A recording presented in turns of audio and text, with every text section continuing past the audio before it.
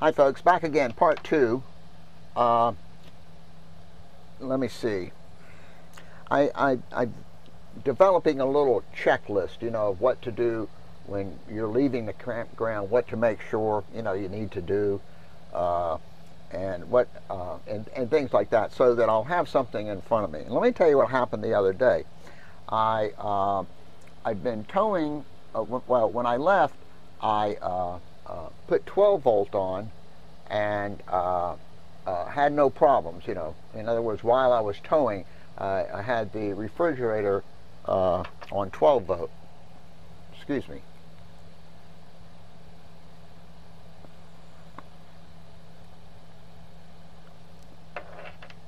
And that was fine.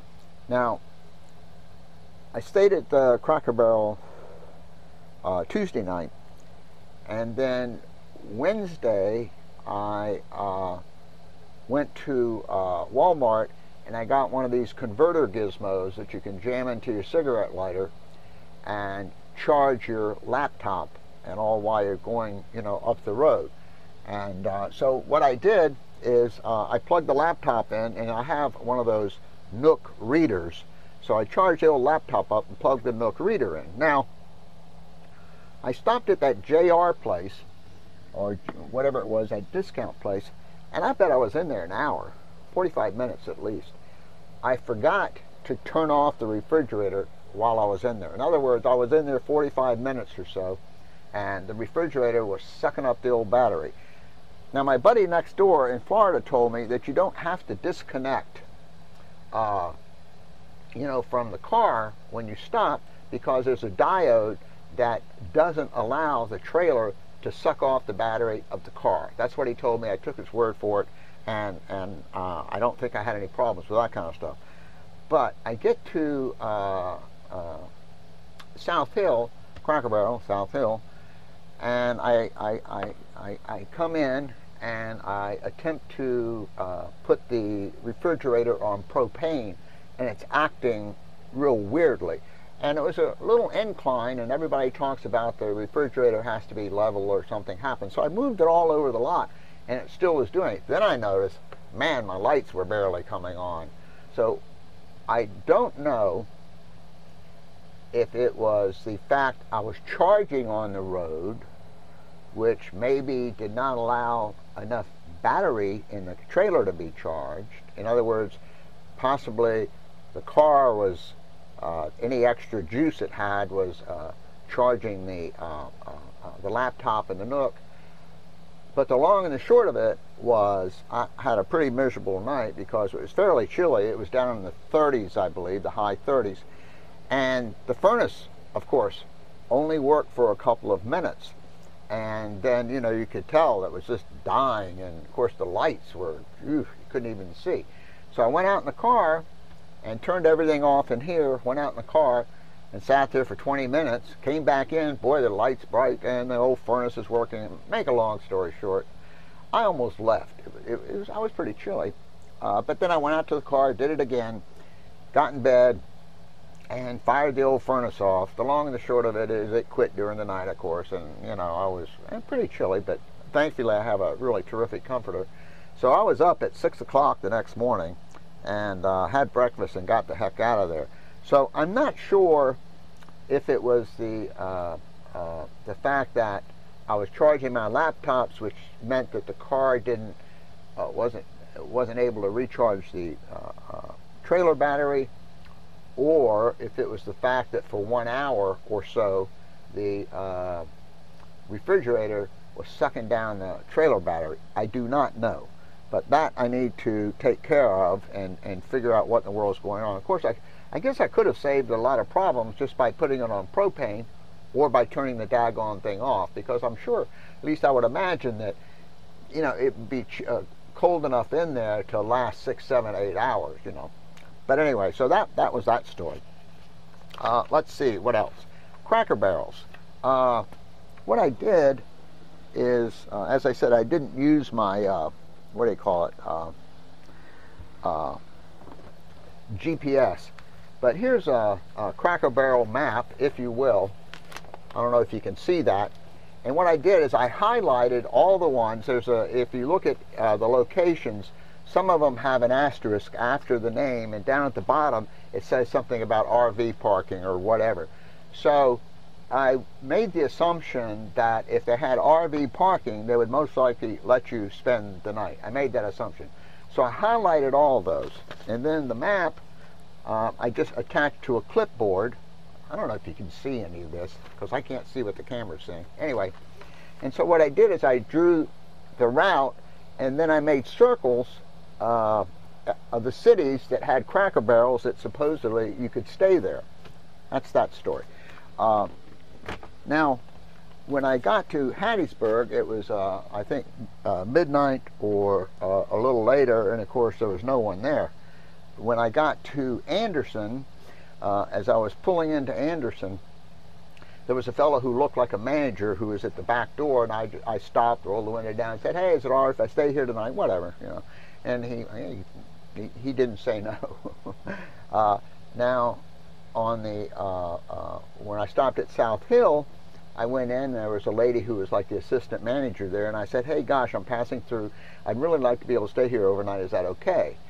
She said, "Well, I'll check with the manager." She said, "But I'm pretty sure it'll be okay." So then I went out, washed up, and got my nook, and came back in, and she said, "The manager says he won't say that you can stay here, but he won't run you off." I guess some of this is about liability or whatever. But anyway, I really like this Cracker Barrel stuff is, I think, pretty good. And I'm getting more and more I like their meals. In fact, I had five meals in a row. My only meals were at Cracker Barrel.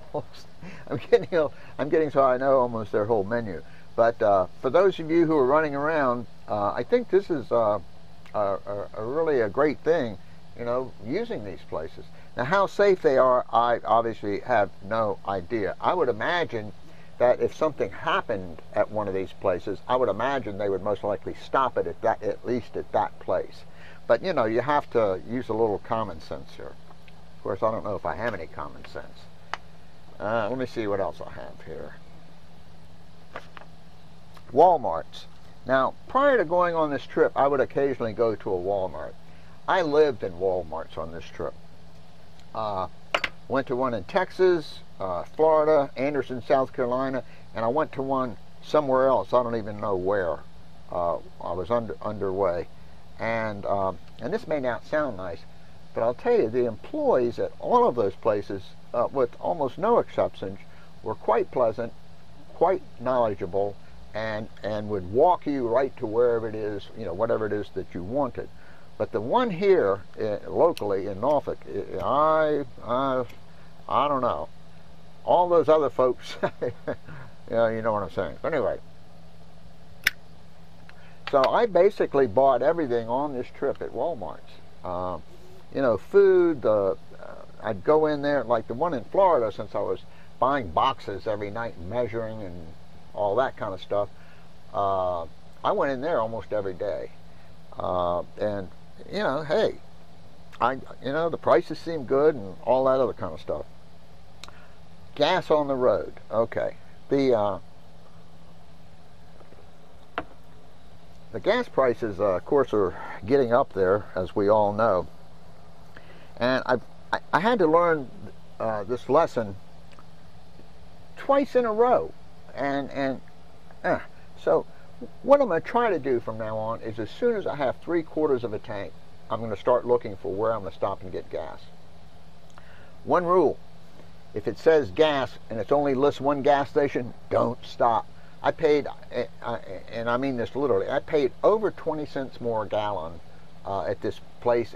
There was one of them, I said, don't stop here, but yet I had not followed the 3/4 tank rule. It was getting way, way, way, way down there. And I said, daggone it, you know, you run out of gas, you're going to be a fool here.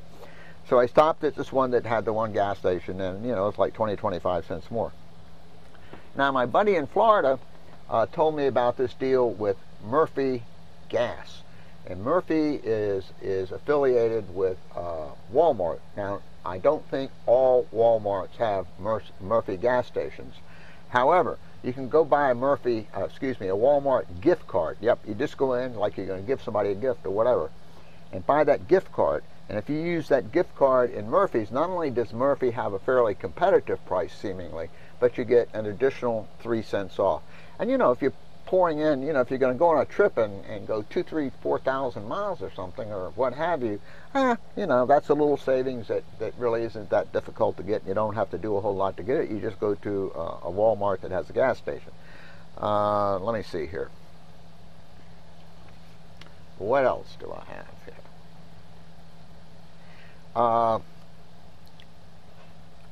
I guess another thing, when you head out, I'm sure you folks are more organized than I am, but you know, in other words, what type of travel are you going to do? Are you going to try and like cover the most miles in the shortest period of time? Are you going to try and see 100 places, you know, for a half hour a place? Or are you just going to go find a nice place and hang out for a while?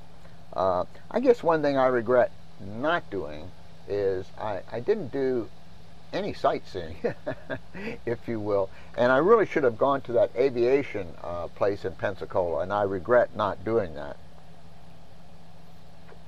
So next time, I'm going to do a little more planning and thinking about that. Of course, one thing that will dictate this for all of us is the limitations on the number of days we have.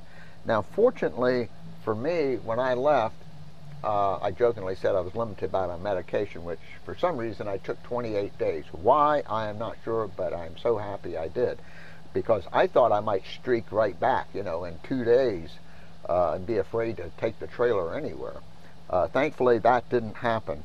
And I had the luxury, if you will, of not worrying about, oh, do I have to be home tomorrow? Because basically I didn't have to be home. I've recently quit my job, and no, I am far from wealthy, and no, I don't have some kind of big pension plan or any of that junk, primarily Social Security for an older person. But so one thing is planning your trip, and I would imagine most of you who are tuning in here, if there are any out there, you know, basically you know, you work every day, and your vacation time is valuable to you. And you know, you might get a couple of weeks a year or something, and 2 or 3 long weekends or whatever. But you know, and I'm sure you know better than I'm sure you plan this stuff out, so it makes sense to you. But I really like the idea of just tooling around and not having to be anywhere or something. That was just kind of cool, just stopping, you know, as I said, at a rest stop or something, and just taking it easy, check your email, dork around for a while, make a sandwich, whatever, and just taking it easy. And this is in no particular order, obviously, but I'd like to talk about some of the folks who I met. Let me come right back. I'm running out of time again. Be right back.